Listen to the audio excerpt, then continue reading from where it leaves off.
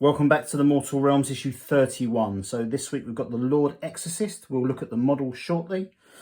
We're also looking at magic in the Mortal Realms, setup and objectives tutorial. So what have we got this week? In this issue, the mighty Lord Exorcist comes with this issue, a powerful wizard who can banish ghosts and demons. The Night Haunt had better look out. Once you'll follow their build and paint guides and get him ready for battle, you can pit him against the Night Haunt's Guardian of Souls with a new war scroll and tutorials. This issue also comes with objective markers for you to cut out and use in this issue's battle plan. And more battle plans to come. So now you know how to use them. The issue includes a tutorial on setting up your forces and using objectives in your games. Happy hobbying. So we've got a little bit about the Lord Exorcist. Magic in the Mortal Realms Part 3. Building and painting. Then we've got his war scroll. Then we've got the war scroll for the Guardian of Souls. Then we've got a battle plan tutorial. Good. And then we've got a battle plan, Spite Frond Thicket. The lethal undergrowth in Spite Frond Thicket becomes a battlefield as the Night Haunt stumble across the Lord Exorcist patrol. Okay, so let's have a look. Let's have a look at the model now, actually. So we've got the Lord Exorcist himself there. So we've got the Redemption Staff there. An errant soul, which is this part that's coming out of it. The Redemptor casket, which is this bit above at the top. The soul scales, which is the heads on either side. So we've got a skull and we've got a Stormcast Eternal helmet. Then we've got the Tome of Exorcism, which is the book he's reading. And then we've got anvil icons, which is what is at the bottom of his little sort of scarf hanging down. Not a scarf, but you know what I mean. Let's have a little look at the model so we can see those parts on here. So we have got, obviously, his stave, the errant soul, which is this wispy thing coming out. Redemptor casket, it's the thing at the top which holds it in. The soul scale, so these scales made up of that Stormcast Eternal helmet. And the skull on the other side. Tome of Exorcism, which is his book that he's reading. And these anvil icons down the bottom of his scarf thing. Oh God, the word escapes me, but there you go. So anyway, yeah, it is a cool model. We'll look at it again when we get to the build guide.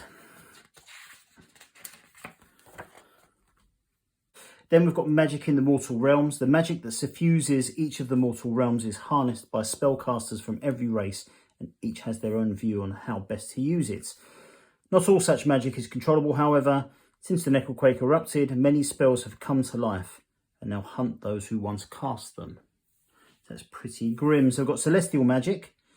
Celestial magic holds sway in the realms of heaven, in the realm of heavens, Azir. It is the power of the unknown, of prophecy and of divination. It's also the raw power of the storms and stars themselves. It is celestial magic that powers the arcane creations, weapons and spells of Sigmar and his Stormcast Eternals. And then the other one is gold magic. Gold is the heaviest of all magical colours. This form of magic concerns metallurgy and transmutation and is the strongest in the realm of metal, Shaman. Shaman, or Chamon. Please, someone help me with that. Gold magic is often utilised by wizards and alchemists who seek to create new alloys with magical properties or to transform one type of metal into another. And then we've got a little bit about chronomatic cogs and quicksilver swords. Continuing the magic stuff here, we've got Revenax gnashing jaws, which is this. Eternally hungry, the predatory spell known as Revenax gnashing jaws streaks through the sky, searching for victims. Once called into existence, the jaws will hunt down and devour any living creature they can catch. And then we've got the burning head, created from the magical fires of Akshi. The burning head ignites flesh, bone, and even emotions as it scorches across the battlefield. Those not burned alive are filled with burning passion, blood boiling with rage as they charge at their foes. Sorry, let's go back to these other two and just continuing the magic stuff here. We've got Revenax Gnashing Jaws, which is this. Eternally hungry, the predatory spell known as Revenax Gnashing Jaws streaks through the sky, searching for victims. Once called into existence, the jaws will hunt down and devour any living creature they can catch. And then we've got the Burning Head, created from the magical fires of Akshi. The Burning Head ignites flesh, bone, and even emotions as it scorches across the battlefield. Those not burned alive are filled with burning passion, blood boiling with rage as they charge at their foes. Sorry, let's go back to these other two and just quickly read those as well. Chronomatic Cogs. The Chronomatic Cogs are a series of gears giving shape, placed in the perfect order by the magic of Azir. Together they form a complex mechanism through which the passage of time can be accelerated or brought to a grinding crawl. And then Quicksilver Swords, forged from the gold magic of Shaman. The Quicksilver Swords slice through the air as they fly towards their target, piercing armour, scale and flesh. When the quarry is dead, the Quicksilver Swords immediately seek new prey. Okay, cool. So we had Celestial Magic, and Gold Magic, which was these two, and then we had Amber Magic and Bright Magic. Okay, then we've got our build guide for this guy. He was pretty simple to put together, to be fair. The soul, which is trying to escape from here, that was quite difficult to find the right place to go in. But other than that, everything went together very well. It's quite difficult to work out where to put the glue on this front bit.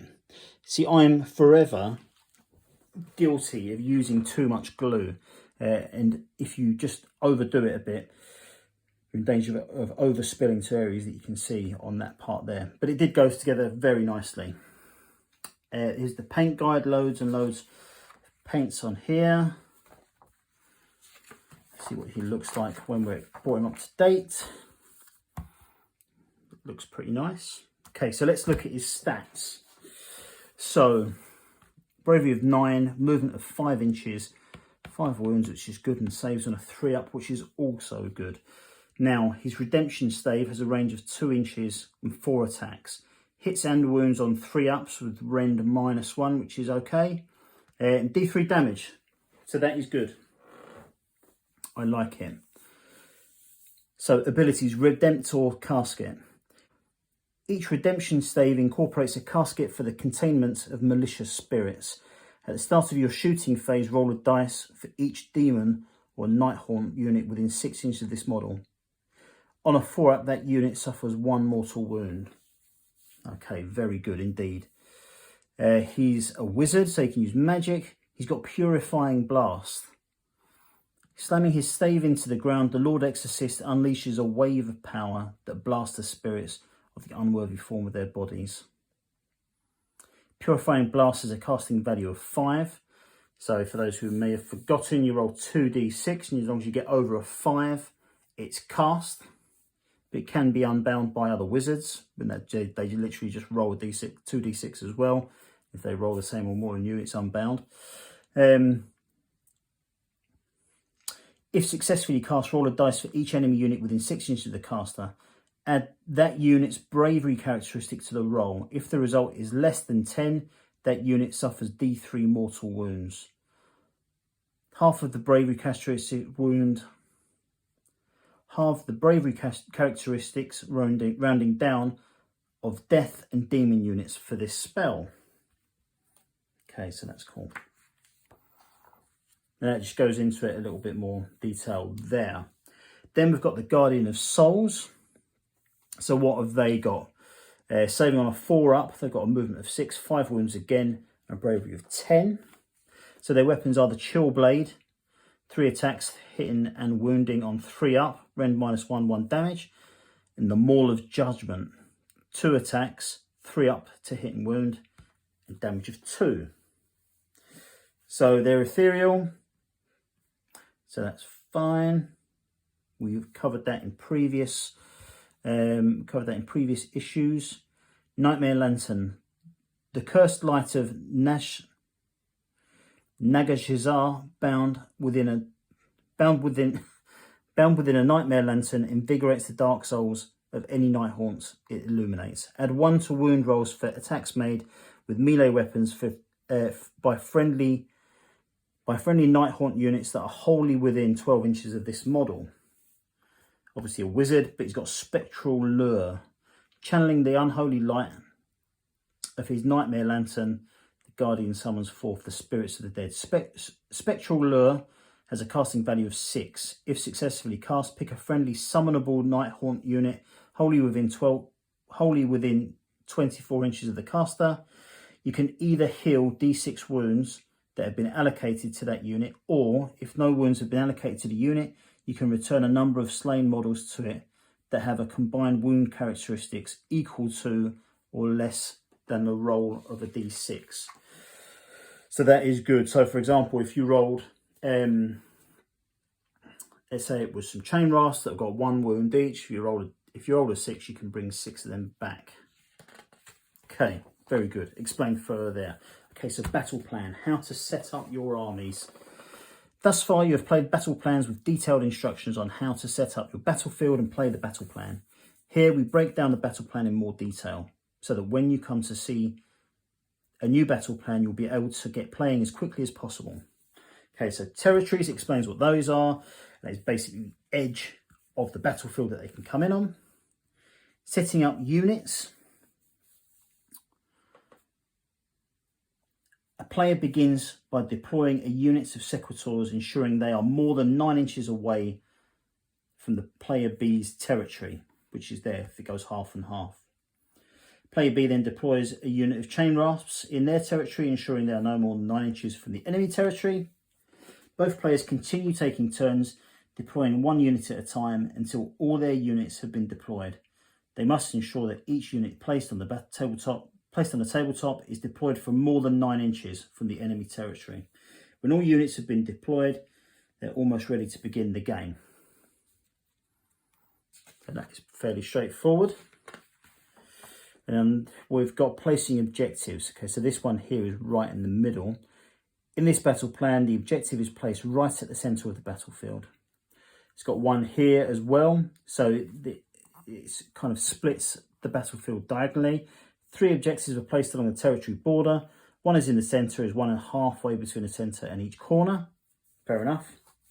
Some battle plans use terrain such as this Azurite Ruin as objectives. The rules for controlling these will be in the battle plan.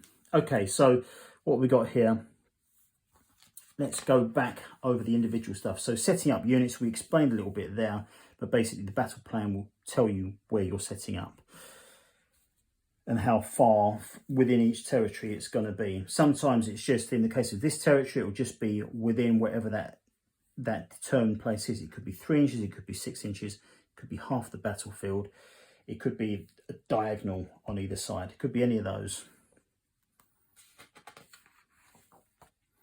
Placing objectives. If a battle plan has objectives, it will say where on the battlefield they are located. Refer to the instructions and the image on the battlefield to provide each battlefield provided with each battle plan in order to see exactly where each objective should be placed. Often this will be shown using distances in inches, but sometimes the distance will not be numbered. This is usually because the objective needs to be placed in a central position, no matter the size of your battlefield. Okay, then victory conditions. Most battle plans involve objectives that are won by controlling more objectives than your opponent. The rules for controlling objectives will be in the battle plan section of the core rules, but some battle plans have unique victory conditions for controlling objectives. Okay, that's fine. And then other objectives. Sometimes other than objective marker, a piece of terrain or other specified area will be used as an objective. Okay, so then we've got our battle plan from this week. I'm sure with all this talk of objectives, we'll find out that we've got something there as well. So we've got spiked frond thickets. Long razor-sharp grass, thickly tangled briars and grasping vines made the spiked frond thicket a near impenetrable barrier. Kloskar the mournful hated the cursed forest. The forest was alive as any sentient mortal, and it hated the dead with a passion. The depths of spiked frond thicket were just one such example of the forest's wrath. Where the sylvaneth could move through the tangled depths without being slowed, The Nighthaunt were not so fortunate. Divine snagged their ethereal forms, tearing ancient robes and funeral shrouds. So what have we got? We've got the Guardian of Souls, 10 Chain Rasps and 3 Spirit Hosts up against the Lord Exorcist, 5 Sequitors and 3 Castigators. So the objective is literally right in the centre of the battlefield. So we get 5 here that we can cut out for use. I think if you want to use these and you want to keep them, the best thing you can do is buy some coin capsules to put them in. So a £2 coin one will do for these ones. I'm assuming that these are the same size as the ones that came in issue 2 of Warhammer 40k Conquest. Anyway, so set up one objective. Place the terrain on the battlefield as shown below, which is our bits that we've got here. The players alternate setting up units one at a time, starting with the Nighthaunt player. Unit must be set up wholly within their own territory. So that's 6 inches from the edge. Nighthaunt player is the first turn. The game ends at the end of the 5th battle round. The player who controls the objective at the end of the game is victorious. Players who control the objective by having more models within 6 inches of its centre than their opponent does. Okay, very good. Very good indeed. And then next week, we get a whole load of skulls, Citadel skulls. We actually get 4 sprues of skulls, which is great. I've already got tons of these, and I've always been fairly sparing with them. And I don't know why, because you get hundreds and hundreds of them. So I'm looking forward to getting these so we can start using it, so we can start using them for dolling up our bases. Okay, then the following week, issue 33, we've got Sterling Mud, which is boring, but we do get a texture tool. And we never got one of these with Warhammer 40k Conquest, at least if we were collecting from the shops. I don't know if you ordered via Hachette. I don't know if you got them or not, but you didn't with Conquest buying them from the shops. So that is good. That is very good. And then coming up from me next, very soon, I'm doing this Premium Kit Part 2, which is the Sylvaneth stuff. So I'll be unboxing that and doing a review on that. So that'll be coming up very soon. So as usual, guys, thanks for watching. I did enjoy that issue. It is good. I like the battle plan stuff. It is interesting, and it's the next step that we needed really in the tutorials and that kind of thing. The model's pretty cool as well. He's got some interesting abilities, so that's cool. So anyway, so thanks for watching, guys. Much appreciated, and I'll see you very soon for Premium Kit Part 2. See you guys.